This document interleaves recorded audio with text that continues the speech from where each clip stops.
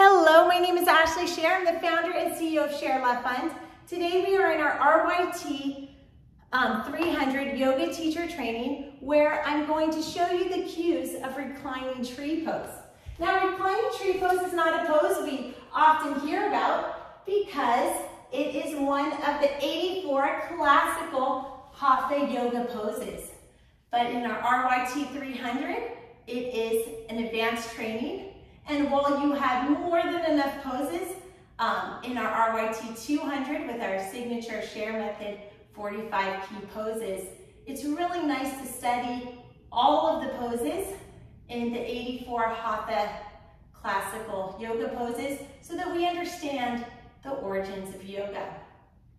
So tree pose, recline tree pose, let me cue you in and out of it safely. A big part of cueing is not just how to get into a pose, but how to get out of it. Let us join together in Sukhasana, easy seat, and let's take a few breaths together.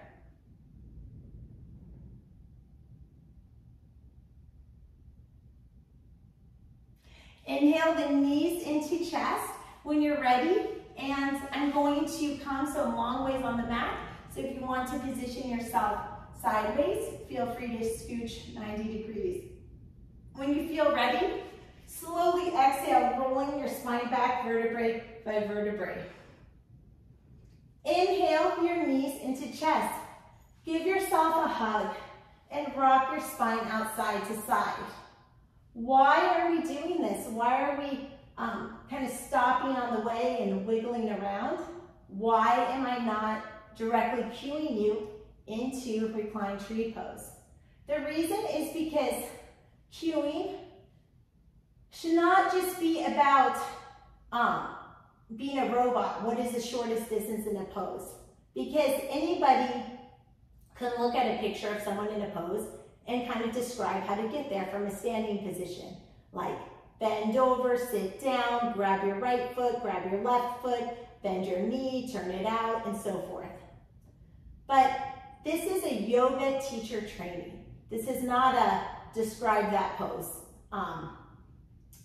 sing along or something. So in a yoga teacher training, what we're really trying to do is teach how to transition, how to build a class sequence, how to cue safely in and out of a pose. So it's all those little subtleties of what poses go with other poses and connect that can be really helpful. Just looking at a picture of a pose, you could extrapolate on your own with your own creativity, your infinite sense of creativity. You could extrapolate how to describe that pose or how to get someone in that pose. Also, really having concrete cues forces yoga teachers to memorize things and not draw upon their own infinite sense of creativity and not read the room. So this cueing video is more about all the subtleties of suggestions and ideas of how to safely warm up to the pose, and for lack of a better word, sort of cool down out of it. So anyway, without further ado, we're giving ourselves a little self-hug here. Then extend, flex the feet, extend them to the sky. Inhale the arms up, and we have a version of legs up the wall with no wall. Inhale, reach up, grab your toes. If you don't reach your toes, you can grab your thighs or calves. You can also use a yoga belt for this. I tend to not teach with any props because we are for incarcerated women who definitely cannot have access to as many things. But you can reach up, grab your toes or what's comfortable. Slowly roll your head back. We definitely want to support our back and neck and spine. So if you're not reaching your toes, that's fine. It's more important to keep connection with your back and neck and spine than it is what you reach.